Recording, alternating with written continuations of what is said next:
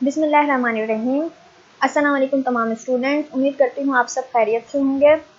जैसा कि आप सब जानते हैं, कोरोना वायरस की वजह से अभी हम कैंपस में क्लासेस को रीस्टार्ट नहीं कर सकते, लेकिन इस ड्यूरेशन के दौरान जब तक हम अपने कैंपस में क्लासेस को रीज्वाइन करें, इस ड्यूरेशन के दौरान में हमने कुछ एजुकेशनल वीडियोस का सिलसिला स्टार्ट किया है।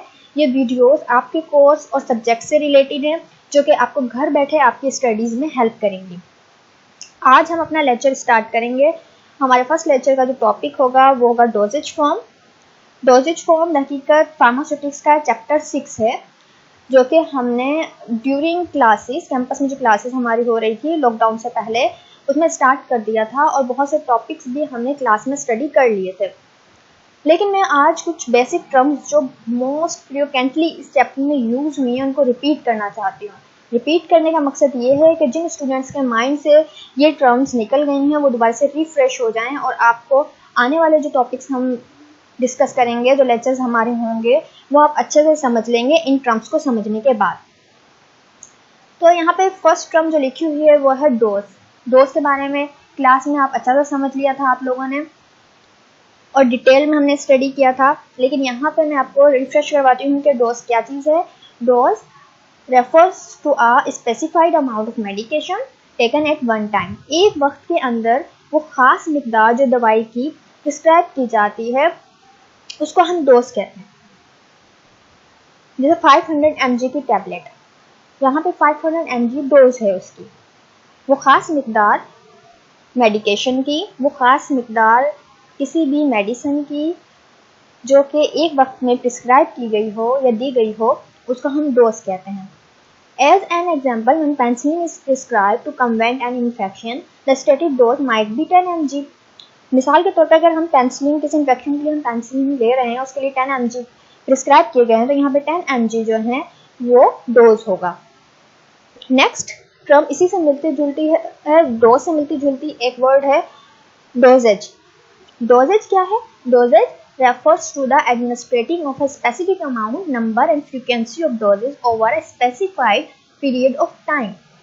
एक specific period, एक खास दौरानिया, वक्त का एक खास दौरानिया जिसके अंदर डोज दी जाती है या वो खास मिकदार जो कि खास दौरानिया में दी जा रही होती है दवाई की, वो डोजेज कहलाती है। एग्जाम्पल से आप अच्छा सा समझ लोगे।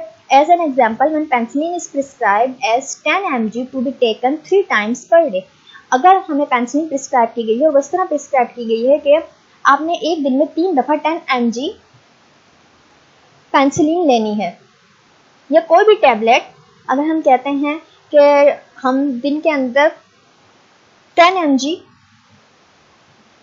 दिन में 3 दफ़ा आपने कोई भी मेडिसिन लेनी है, तो यहाँ पर ये मेंशन के as 10 mg to be taken 3 times per day, ये जाहिर करता है ये डोजेज है। यहाँ पर ड्यूरेशन भी बताया गया है, 3 टाइम्स पर डे, मतलब specified period of time mention किया गया है।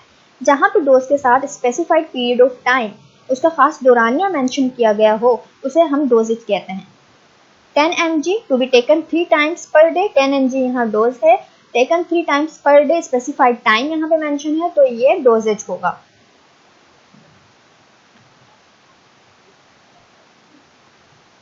हमारी नेक्स्ट टर्म जो है वो है डोजेज फॉर्म। डोजेज के बारे में आपने अच्छा से समझ लिया है।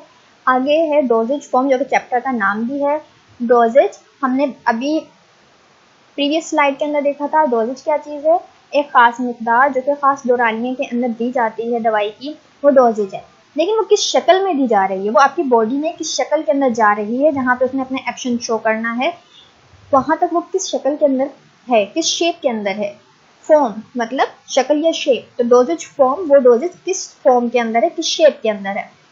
Pharmaceutical product which has defined shape and have prescribed amount. Pharmaceutical product जो कि एक खास शक्ल रखती है और prescribed amount of APIs. APIs यहाँ पे होगा active pharmaceutical ingredient. Pharmaceutical product which has defined shape and have prescribed amount of APIs. इस स्टेटमेंट का मतलब है फार्मास्यूटिकल प्रोडक्ट जो कि एक प्रॉपर शेप रखती हो और prescribe amount of active pharmaceutical ingredient भी हो उसके अंदर। एक्टिव फार्मास्यूटिकल इंग्रेडिएंट वो इंग्रेडिएंट है दवाई के अंदर जो कि फार्माकोलॉजिकली एक्टिव होते हैं, जो कि आपके ट्रीटमेंट में मदद दे रहे होते हैं, आपके इलाज में मदद दे रहे होते हैं, जो थेराप्यूटिकल एजेंट के तौर पर उसमें मौजूद होते हैं। अब डोजेज फॉर्म की एग्जांपल्स दी गई हैं कुछ: tablets, capsules, syrup, injection and cream. ये सब, इसके अलावा भी बहुत सी डोजेज फॉर्म जो है मार्केट में अवेलेबल है। मुख्तलिफ शक्लों के अंदर मेडिसिन अवेलेबल है मार्केट के अंदर। उनमें इंजेक्शंस भी हैं, उनमें syrups, creams, ointment, paste, tablets, capsule और फर्दर उनकी डिफरेंट टाइप्स। जैसे टैबलेट्स हैं तो इंटेरिक कोटेड टैबलेट्स भी हैं, फिल्म कोटेड टैबलेट्स भी, शुगर कोटेड टैबलेट्स भी हैं। कैप्सूल हैं तो सॉफ्ट जेलेटिन में भी हैं, हार्ड जेलेटिन में भी है। इस तरह करके इनके भी फर्दर टाइप्स मौजूद हैं। तो किस शक्ल के अंदर मेडिसिन मार्केट के अंदर मौजूद है, आपकी जो डोज है वो आपकी स्पेसिफिक ड्रग जो है वो किस शेप के अंदर आप यूज कर रहे हो, वो डोजेज फॉर्म है। इसलिए हम इसे इस तरह डिफाइन करते हैं: pharmaceutical product which has defined shape and have prescribed amount of API। जिसकी ऐसी प्रोडक्ट जिसकी एक खास शेप होती है और उसमें खास अमाउंट में वो इंग्रेडिएंट मौजूद होता है जो फार्माकोलॉजिकली एक्टिव हो, जो आपके इलाज में मदद दे, उसको हम कहते हैं डोजेज फॉर्म। नेक्स्ट पॉइंट यहाँ पे है any pharmaceutical product which is available in ready to use। Any pharmaceutical product which is available in ready to use form to patient as known as dosage form। ऐसा pharmaceutical product जो कि ready to use available है, आपने उसे purchase किया और इस्तेमाल किया, आपको खुद उसमें कुछ एडिशन करने की जरूरत नहीं पड़ती, वो रेडी टू यूज होता है। जैसे अगर आपका सर दर्द है, आप जो है डिस्प्रिन की गोली या पैरास्टामोल लेंगे और पानी से उसे निगल लेंगे, ये रेडी टू यूज है। तो ये प्रोडक्ट भी रेडी टू यूज है। यहाँ पे इसको मेंशन करने का मकसद ये था कि पहले अमूमन छोटी छोटी बोतल्स के अंदर डिफरेंट कलरफुल सिरप्स डिस्पेंसर्स जो है बना के देता था। जब डॉक्टर प्रिस्क्राइब करता था उसके बाद वो डिस्पेंसरी में जाता था और अकॉर्डिंग टू प्रिस्क्राइबिंग कुछ सिरप्स तैयार करके देता था। ये वो रेडी टू यूज नहीं होते थे। लेकिन आजकल सिरप्स जो अवेलेबल हैं वो आप मार्केट में जाएंगे, जो भी सिरप लिखा हुआ होगा वो आपको वैसे ही मार्केट में दस्तयाब होगा और आप उसे लेंगे और उसे इस्तेमाल कर सकते हैं। तो रेडी टू यूज जो फार्मास्यूटिकल प्रोडक्ट हैं वो भी डोजेज फॉर्म की शक्ल में अवेलेबल हैं। डोजेज फॉर्म में दो ऐसे कंपोनेंट्स हैं जो कि बेसिक कंपोनेंट कहलाते हैं, एक ड्रग और दूसरा एक्सिपिएंट्स। हम ये कह सकते हैं ड्रग और एक्सिपिएंट्स का मजमू होती है डोजेज फॉर्म। डोजेज फॉर्म होती ही ड्रग एंड एक्सिपिएंट्स है। Drug and excipients is equal to doses form.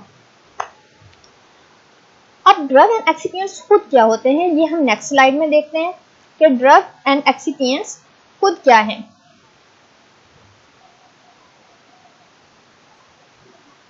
Next slide में ड्रग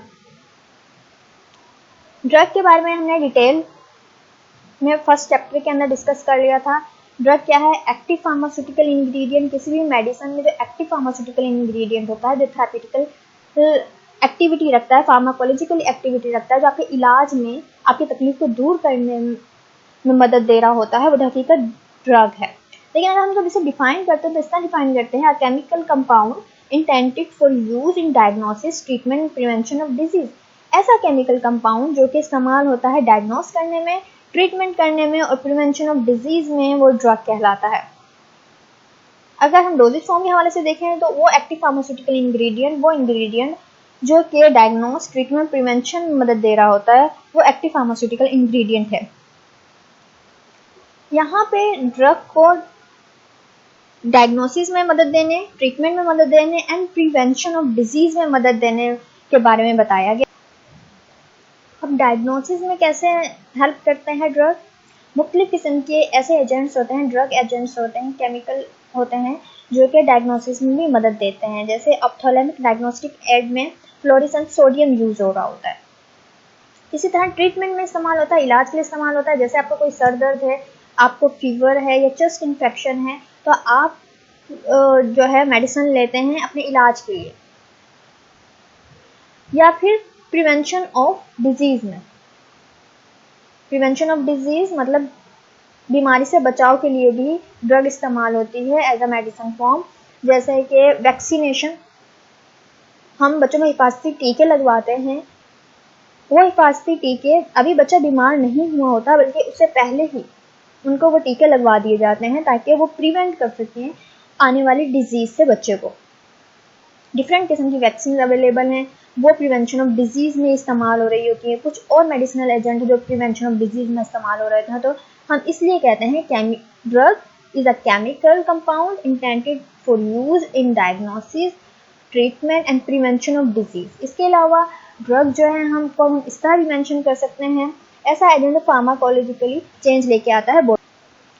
एक्सिपिएंट्स नेक्स्ट टर्म है एक्सिपिएंट्स। एक्सिपिएंट्स का मतलब होता है इनएक्टिव फार्मास्यूटिकल इंग्रेडिएंट, ऐसे इंग्रेडिएंट जो कि फार्माकोलॉजिकली एक्टिव नहीं है।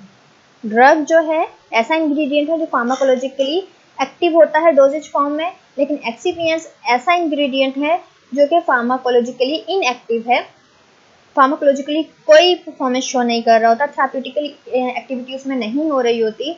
इस तरह के एजेंट्स को कहते हैं इनएक्टिव फार्मास्यूटिकल इंग्रेडिएंट्स। इनकी कुछ एग्जांपल्स दी गई हैं नीचे। Diluents and filler. Diluents and filler का मतलब ये होता है, नाम से ही जाहिर है, डाइल्यूएंट के बल्क अमाउंट को शो करने को बनाने में काम आ रहा होता है। अमूमन जो एक्टिव फार्मास्यूटिकल इंग्रेडिएंट होता है उसकी स्मॉल अमाउंट होती है, मिलीग्राम्स में या इससे भी कम होती है, उसको डोजेज फॉर्म में तब्दील करना निहायत मुश्किल होता है। तो प्रोडक्ट को बल्कनेस देने के लिए अमूमन डाइल्यूएंट्स या फिलर्स इस्तेमाल किए जाते हैं। इसकी डिटेल हमने टैबलेट के टॉपिक के अंदर डिटेल में हमने इसको डिस्कस कर लिया था। हमने लास्ट जो लेक्चर्स हुए थे क्लासेस ऑफ होने से पहले, उसमें डाइल्यूएंट्स की एग्जांपल्स भी मैंने आप लोगों को लिखवा दी थी। डाइल्यूएंट्स की एग्जांपल्स में जिसमें sodium chloride, starch, sucrose, calcium sulphate, calcium phosphate, ये सारी डाइल्यूएंट्स की एग्जांपल्स हैं। आपके प्रोडक्ट को बल्कनेस देने में काम आ रहा होता है। बाइंडर्स, नाम से जाहिर है, जो भी आपकी ड्रग है उसके ग्रेन्यूल्स को, उसके पार्टिकल्स को बाइंड करने में, एडहेसिवनेस बढ़ाने में, या फिर हम कह सकते हैं कंप्रेशन में, कोहेसिवनेस को इंक्रीज करने में मदद दे रहा होता है। बाइंडर बाइंड करने की प्रॉपर्टी रखता है ये। लुब्रिकेंट्स, लुब्रिकेंट्स का मैंने आप लोगों को पहले ही समझाया था। जिस तरह बाइक्स में या किसी मशीन में फ्रिक्शन कम करने के लिए, रिगड़ कम करने के लिए हम लुब्रिकेंट्स डिफरेंट किस्म के ऑयल्स लगाते हैं, इसी तरह प्रोडक्ट्स में भी लुब्रिकेंट जो है इस्तेमाल होते हैं। इनका मकसद होता है कि आप प्रोडक्ट के जो पार्टिकल्स हैं या ग्रेन्यूल्स हैं उनका फ्लो अच्छा हो सके। मशीन के अंदर जब वो फ्लो कर रहे होते हैं तो फ्रिक्शन का सामना ना करना पड़े उन्हें, और उनका फ्लो को इंक्रीज कर दे। लुब्रिकेंट का बेसिक काम फ्रिक्शन को कम करना है, या फिर हम कहते हैं रेजिस्टेंस को कम करना है ड्यूरिंग मैन्युफैक्चरिंग। डिफरेंट किस्म के लुब्रिकेंट्स यूज होते हैं, जैसे magnesium stearate, calcium stearate, stearic acid and talc. Talc बहुत कॉमन है जो कि यूज किया जाता है as a lubricant. Next example दी गई है डिसइंटीग्रेंट्स। डिसइंटीग्रेटिंग एजेंट्स भी कहते हैं या डिसइंटीग्रेटर्स भी कहते हैं इसको। डिसइंटीग्रेटर्स आर द सब्सटेंस और a mixture of substance which are added to tablet to facilitate their disintegration or break apart into small pieces in GIT। Means कि जब आपने कोई फार्मास्यूटिकल प्रोडक्ट खाई है, आपकी बॉडी में जाने के बाद उसको छोटे छोटे पार्टिकल्स में तब्दील करने या उसको ब्रेक डाउन में डिसइंटीग्रेशन करने में ये डिसइंटीग्रेटिंग एजेंट्स मदद दे रहे होते हैं, इसलिए ये प्रोडक्ट में ऐड किए जाते हैं। कोटिंग एजेंट दरहकीकत टैबलेट के गिर्द या फार्मास्यूटिकल प्रोडक्ट के गिर्द इसलिए की जाती है, एक तो उसे प्रोडक्ट को अट्रैक्टिव बनाती है, दूसरा अगर कोई इस तरह के फैक्टर जैसे इन्वायरमेंटल हैजर्ड्स हो गए या नुकसान पहुंचाने वाले फैक्टर्स से भी बचाव का काम कर रही होती है। तीसरा, कुछ फ्लेवर्ड कोटिंग्स होती हैं जो कि प्रोडक्ट के जायके को भी बेहतर बना रही होती हैं। हमने डिफरेंट टाइप्स की कोटिंग्स टैबलेट वाले टॉपिक में पढ़ी थी, जैसे film coating, enteric coated, sugar coated, ये तमाम कोटिंग्स की डिफरेंट टाइप्स हैं।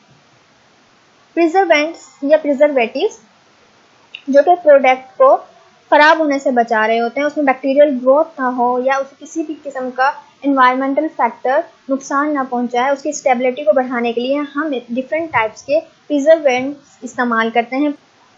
ये प्रिजर्वेटिव जैसे कि एंटी माइक्रोबियल प्रिजर्वेटिव्स हैं, जिसके एग्जांपल है methyl, ethyl, propyl and butyl, paraben, sorbic acids. ये सारे अगर ऐड कर दिए जाएं तो माइक्रोबियल ग्रोथ से तो रोका जा सकता है प्रोडक्ट के अंदर। स्टेबलाइजर्स का भी हकीकत जिस नाम से जाहिर है स्टेबिलिटी प्रोवाइड करता है प्रोडक्ट को। Colouring and flavouring agents, colourants जो हैं वो अपीयरेंस को अच्छा कर देते हैं प्रोडक्ट की। डिफरेंट किस्म की अट्रैक्टिव कलर्स इस्तेमाल करके प्रोडक्ट को मोर ब्यूटीफुल बनाया जा सकता है। इसके अलावा बाज़ दफ़ा आइडेंटिफिकेशन के लिए भी कलर इस्तेमाल होते हैं, शनाख्त के लिए भी कलर इस्तेमाल किए जाते हैं। फ्लेवरिंग एजेंट्स का मकसद ये होता है अगर जायका बहुत कड़वा है किसी प्रोडक्ट का, इस तरह का जायका है कि पेशेंट को निगलने में मसला हो रहा है, तो उसके ऊपर या उसके अंदर डिफरेंट किस्म के फ्लेवर्स ऐड कर दिए जाते हैं जो उसकी कड़वाहट को कम करते हैं। ब्रोफीन की टैबलेट के अंदर जो मेडिकामेंट है उसका जायका बहुत ज़्यादा कड़वा होता है और निगलने में मसला होता है, जिसकी वजह से बाज़ पेशेंट्स को वोमिटिंग हो सकती है या वो उसको निगल नहीं पाते हैं। इसलिए उसके ऊपर शुगर कोट किया जाता है, शुगर कोट या शुगर फ्लेवर उसमें ऐड किया जाता है। उन फ्लेवर्स को ऐड करने का मकसद ये होता है ताकि पेशेंट इजीली उसको खा सके और उसको कोई वोमिटिंग वगैरह ना हो, उसको प्रॉब्लम ना हो और उसको लेने के अंदर। डिफरेंट किस्म के फ्लेवर सिरप्स दस्तियाब हैं, स्ट्रॉबेरी, बनाना, मुख्तलिफ किस्म के आजकल चॉकलेट फ्लेवर्स भी अवेलेबल हैं जो कि प्रोडक्ट को मोर इजी टू यूज़ बनाने में मदद दे रहे होते हैं। नेक्स्ट स्लाइड के अंदर एक्टिव फार्मास्यूटिकल इंग्रेडिएंट्स की डिटेल है। एक्टिव फार्मास्यूटिकल इंग्रेडिएंट जैसे कि मैंने आपको बताया ऐसे इंग्रेडिएंट्स प्रोडक्ट में ऐसे इंग्रेडिएंट्स जो कि फार्माकोलॉजिकली एक्टिविटी शो करते हैं, थेरेप्यूटिकल एक्टिविटी शो करते हैं, एज अ मेडिसिनल एजेंट इस्तेमाल होते हैं। हम कह सकते हैं active pharmaceutical ingredient means active portion of medicine, वो पोर्शन जो अपना एक्टिविटी को शो करता है, जो आपके इलाज में आपकी मदद देता है, जो ट्रीटमेंट में आपकी मदद दे रहा होता है। शॉर्ट फॉर्म में API लिखते हैं हम। API means active pharmaceutical ingredient are the active ingredient in medications carried by the excipients. ऐसे इंग्रेडिएंट्स हैं जो कि एक्सिपिएंट्स की मदद से आपकी बॉडी तक पहुंचते हैं, आपकी बॉडी में वहां पहुंचते हैं जहां उन्होंने असर दिखाना होता है, जहां पे उनको उनकी फार्माकोलॉजिकल एक्टिविटी की ज़रूरत होती है, जहां पे ट्रीटमेंट की ज़रूरत होती है। Active ingredient are those which are intended to be have a therapeutical pharmacological activity. Active यहाँ पे वही बात रिपीट हुई है कि एक्टिव इंग्रेडिएंट्स क्या हैं। एक्टिव इंग्रेडिएंट्स जैसे नाम से ही जाहिर है वो इंग्रेडिएंट हैं प्रोडक्ट के जो कि थेरेप्यूटिकल और फार्माकोलॉजिकल एक्टिविटी शो करते हैं, जो आपके इलाज में काम आते हैं। एक प्रोडक्ट जिसमें एक टैबलेट है उसमें उस टैबलेट में वो अमाउंट जो कि फार्माकोलॉजिकली एक्टिव होगी, जो कि API होगा, एक्टिव फार्मास्यूटिकल इंग्रेडिएंट, वो बहुत थोड़ी सी होती है। बाकी की तमाम उसकी बल्क में उसको बढ़ाने के लिए हम एक्सिपिएंट्स यूज़ करते हैं। हम सिर्फ और सिर्फ एक्टिव फार्मास्यूटिकल इंग्रेडिएंट की बेस पे किसी भी डोजेज फॉर्म को नहीं बना सकते क्योंकि वो बहुत माइन्यूट अमाउंट में मौजूद होती है, उसको किसी भी फॉर्म में तब्दील करना मुश्किल होता है। उसकी बल्कनेस को बढ़ाने के लिए हम लोग इनएक्टिव फार्मास्यूटिकल इंग्रेडिएंट इस्तेमाल कर रहे थे, जिसे यहाँ पे हम एक्सिपिएंट्स के नाम से याद कर रहे हैं। लेकिन एक्टिव फार्मास्यूटिकल इंग्रेडिएंट उसका मेन पोर्शन होता है ड्रग का जो कि एक्टिविटी शो करता है, जो थेरेप्यूटिकल एक्टिविटी शो कर रहा होता है। जैसे डिस्प्रिन की एक टैबलेट है, उसमें acetyl salicylic acid active pharmaceutical ingredient होगा। एसिटाइल सैलिसाइलिक एसिड के अलावा दूसरे जो एडिटिव्स हैं इनएक्टिव फार्मास्यूटिकल इंग्रेडिएंट वो एक्सिपिएंट्स होंगे। इस स्लाइड के अंदर इनएक्टिव फार्मास्यूटिकल इंग्रेडिएंट्स के बारे में बताया गया है, या इसको पढ़ने के बाद आप डिफरेंस कर सकते हैं एक्टिव और इनएक्टिव फार्मास्यूटिकल इंग्रेडिएंट्स में। Inactive pharmaceutical ingredients or excipients are the non-medicinal component of drugs. These ingredients don't have any pharmacological effect on a body. यहाँ पे इस स्टेटमेंट में ये मेंशन किया गया है कि inactive pharmaceutical ingredient non medicinal component है ड्रग के, जो कि कोई भी फार्माकोलॉजिकली इफेक्ट बॉडी पर शो नहीं करते, जबकि active pharmaceutical ingredient pharmacologically activity show कर रहे होते हैं आपकी बॉडी के ऊपर। नेक्स्ट पॉइंट में है inactive ingredient are added for the purpose of formulation, compatibility and proper drug delivery, like binding and disintegrating agent जो हमने लास्ट स्लाइड में डिस्कस किए थे। इस स्टेटमेंट में ये बताया गया है कि inactive ingredient are added for the purpose of formulation, compatibility and proper drug delivery. Means एक तो ये किसी भी प्रोडक्ट को बनने में मदद दे रहे होते हैं, ड्यूरिंग फॉर्मुलेशन मदद दे रहे होते हैं, उसकी स्टेबिलिटी में मदद दे रहे होते हैं। दूसरी तरफ ड्रग डिलीवरी में भी हेल्प कर रहे होते हैं प्रोडक्ट की। डिलीवरी का मतलब होता है किसी भी चीज को उसके प्रॉपर जगह तक पहुंचाना। यहाँ पर ड्रग को, जो कि फार्माकोलॉजिकली एक्टिव है, जो थेरेप्यूटिकल एक्टिविटी भी रखती है, उस ड्रग को आपकी बॉडी में ले जाना जहां पर उसकी जरूरत है, उस जगह तक पहुंचाने में यही इनएक्टिव फार्मास्यूटिकल इंग्रेडिएंट या एक्सिपिएंट्स मदद कर रहे होते हैं। इनएक्टिव इंग्रेडिएंट्स एंड आल्सो भी include flavouring and colouring dice की सूरत में होते हैं, जो कि प्रोडक्ट को दिखने में भी अच्छा करते हैं, ब्यूटीफुलनेस देते हैं या अपीयरेंस उसकी अच्छी कर रहे होते हैं, और साथ में प्लेजेंट टेस्ट भी दे रहे होते हैं, फ्लेवर दे रहे होते हैं। तो इसकी वजह से प्रोडक्ट इजीली इस्तेमाल हो सकती है। Why dosage form? एक ड्रग को डोजेज फॉर्म में लाने की जरूरत ही क्यों पैदा हो? जैसा मैंने आपको बताया था कि ड्रग बहुत माइन्यूट अमाउंट में होती है, उस थोड़ी सी अमाउंट को कैरी करना मुश्किल होता है, इसलिए उसकी बल्कनेस को बढ़ा दिया जाता है। और कुछ और पॉइंट्स हैं जो इस स्लाइड में डिस्कस किए गए हैं, जैसे कि doses form are the means or the forms by which drugs molecules are delivered to site of action within the body. Dosage form drug molecule को उनके साइट ऑफ एक्शन, बॉडी में site of action पर deliver करने में मदद देती है। आपकी जो डोजेज फॉर्म है, हम डोजेज फॉर्म में अपनी प्रोडक्ट को, अपनी मेडिसिन को इसलिए डोजेज फॉर्म में तब्दील किया है क्योंकि वो ड्रग मॉलिक्यूल को आपकी बॉडी में साइट ऑफ एक्शन, जहाँ पे उसने एक्शन शो करना है, वहां तक जाने में मदद दे रही होती है। Second, provide drug products that are stable, effective, safe और for consumption under specific suitable storage condition. इसका एक और फायदा ये होता है कि ये प्रोडक्ट को स्टेबिलिटी दे रहे हैं। डोजेज फॉर्म की वजह से प्रोडक्ट में स्टेबिलिटी आ जाती है, उसकी इफेक्टिवनेस बढ़ जाती है, उसको इस्तेमाल करना आसान हो जाता है और स्टोरेज कंडीशन भी बेहतर हो जाती है उसकी, काफ़ी अरसे तक उसे स्टोर किया जा सकता है। उसके हिसाब से डोजेज फॉर्म को बनाया जाता है। मास्क द अनडिजायरेबल टेस्ट और offensive odour of the drug substance capsule taste mass suspension coated tablets.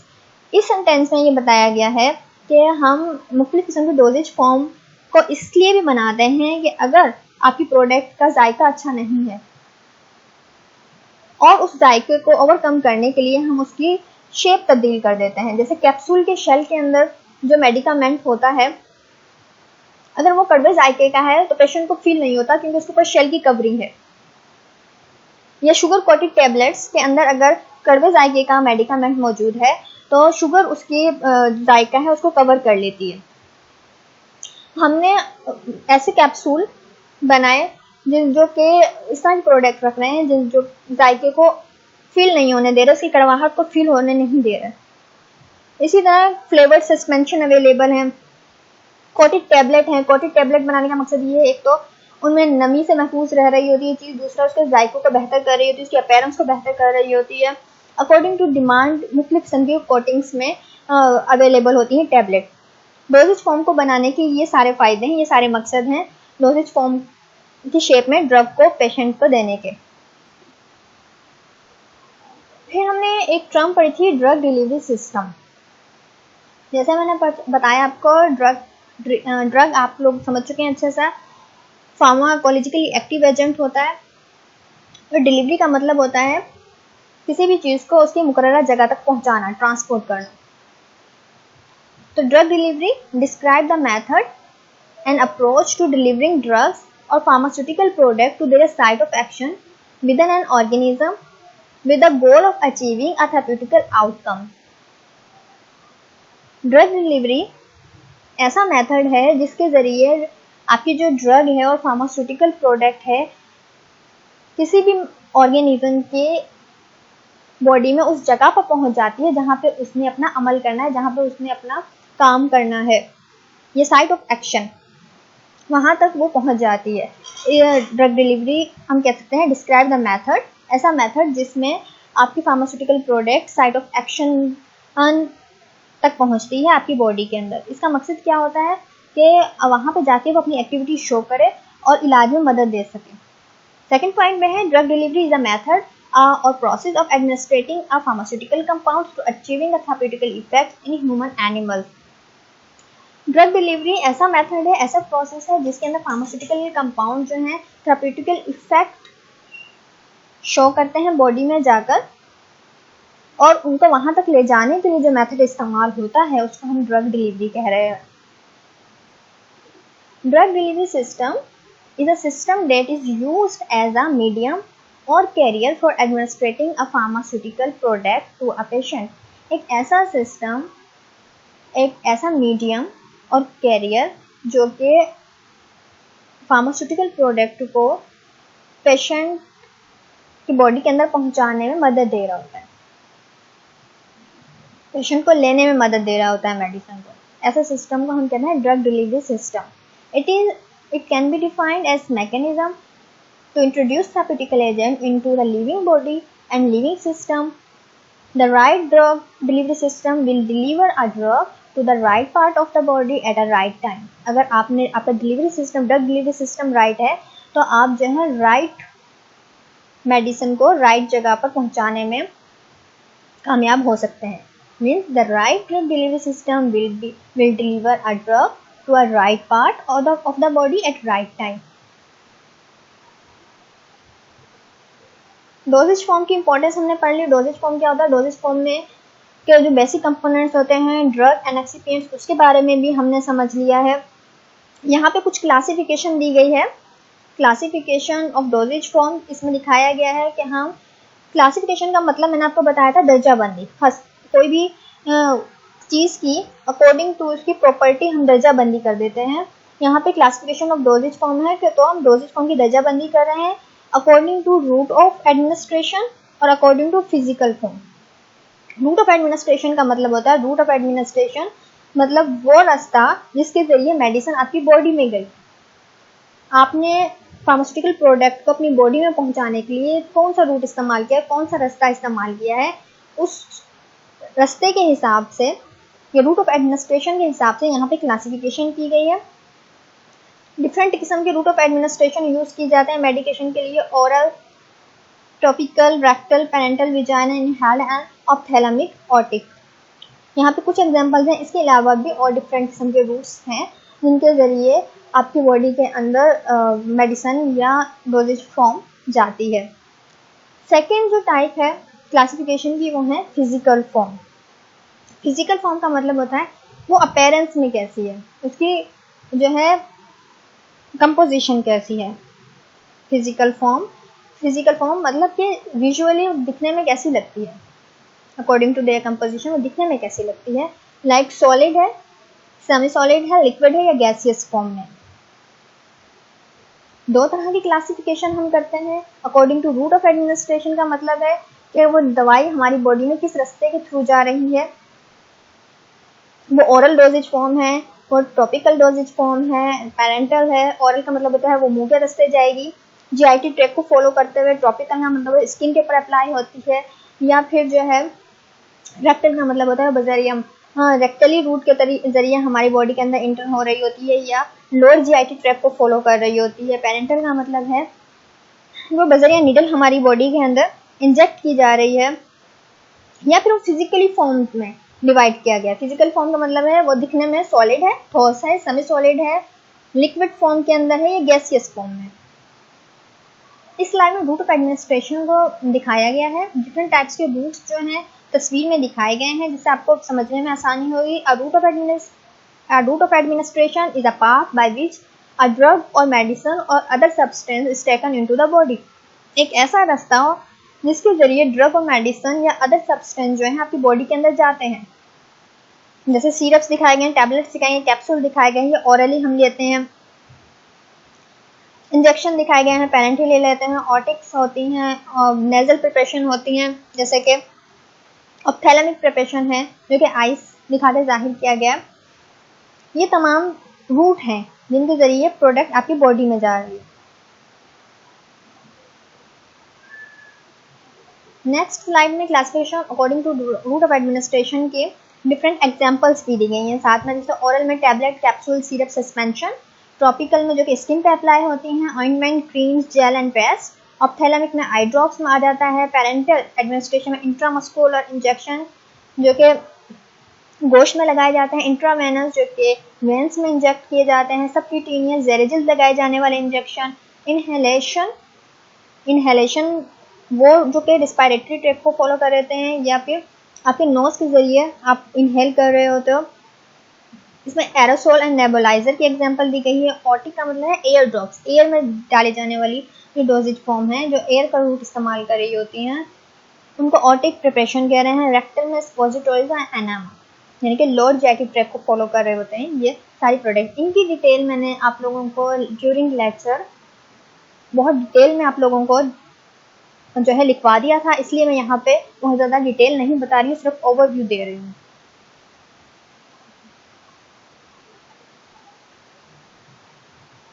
Next slide के अंदर classification according to physical form की कुछ एग्जांपल्स दी गई हैं।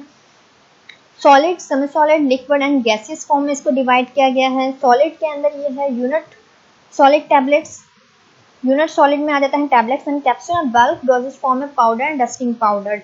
बल्क का मैंने आपको बताया था जिसके अंदर मैस ऑफ साइज जो है थोड़ा इंक्रीज होता है।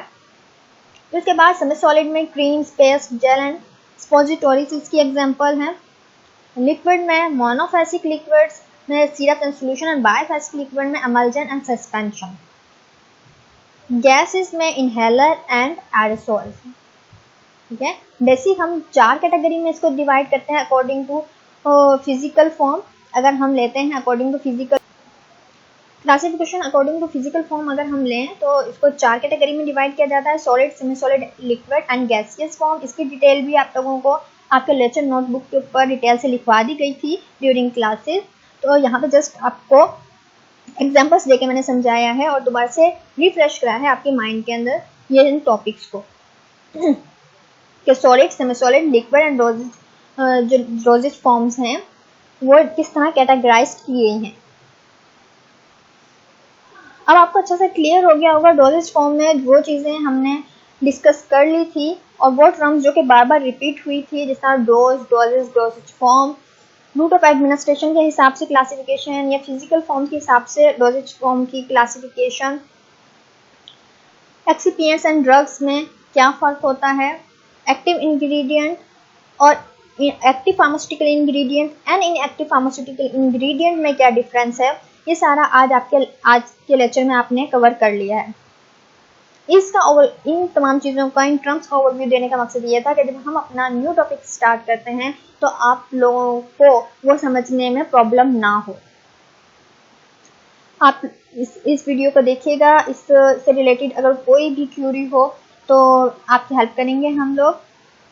आपके पास नोट्स भी अवेलेबल हैं, आप वहाँ से भी इसको स्टडी कर सकते हैं डिटेल में। आपके पास लेक्चर भी राइट डाउन हुआ होगा, उधर से आप पढ़ सकते हैं।